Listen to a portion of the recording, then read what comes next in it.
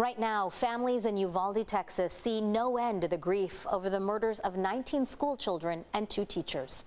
Thanks so much for joining us tonight. I'm Marcella Lee. Today we heard from President Biden and Texas Governor Greg Abbott. CBS 8's Heather Hope begins our coverage with the very latest. Marcella, we are learning more about the events that led up to the shooting. This comes as grieving families in Texas try to grapple with the tragedy. Cydia Arizmendi remembers her 10-year-old niece, Eliana Garcia, as a joyful, sports-loving girl. She was very sweet.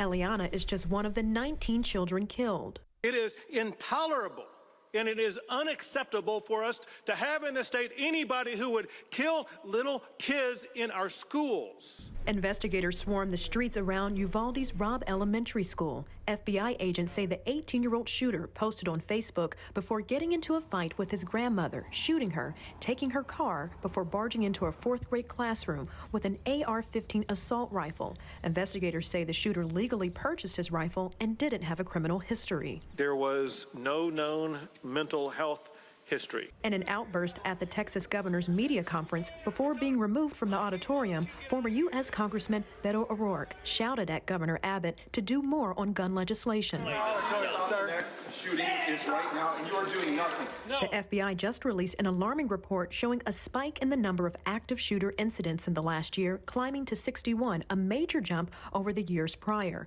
Ahead of his trip to Uvalde in the coming days, President Biden today called for common-sense gun reforms. While they clearly will not prevent every tragedy, we know certain ones will have significant impact and have no negative impact on the Second Amendment.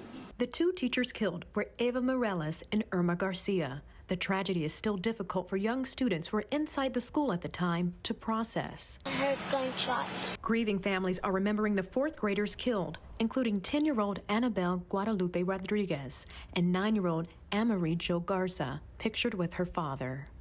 Investigators also say the shooter moved in with his grandparents after having troubles with his parents at home. Marcella? All right, Heather, thank you.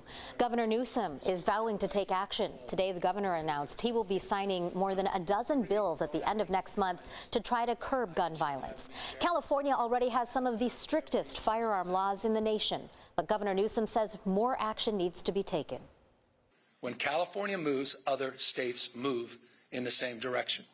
For all of those, for so many of us that are feeling deep anxiety and fear, I hope you look to this state for leadership. One of the bills would allow private citizens to sue gun sellers and manufacturers. Other bills include some that would target ghost guns and gun parts that don't have serial numbers, as well as restrict marketing firearms to minors. Right now, there are voices across the country calling for stricter gun control. While California advanced new bills today, when it comes to federal regulation, what can President Biden do on his own without congressional support? CBS 8's Shannon Handy asked a legal analyst and has the answer. That expert I spoke with says President Biden can use his executive powers to implement certain measures that deal with gun violence, but those powers are very limited. Just hours after yet another tragic school shooting, President Biden said it's time for America to act. As a nation, we have to ask, when in God's name are we going to stand up to the gun lobby? It's a conversation we've all heard before, including after the Sandy Hook shooting 10 years ago, yet no significant gun laws have passed. Some question why the president can't use his executive powers. According to legal analyst Dan Eaton, it's because they're limited. A lot of the powers that the president has deals with the extent to which and how he enforces existing laws, rather than creating new laws and regulations. For example, President Biden can direct existing infrastructure like the background check system to operate differently, or use trade policies to control how many guns wind up on our streets. Following the San Bernardino shooting in 2015, President Obama took certain executive actions, including requiring that the Social Security Administration turn over records of people deemed mentally ill to the federal background check system. He also ordered the ATF be more aggressive in enforcing a law requiring people who are, quote, engaged in the business of selling firearms to conduct background checks.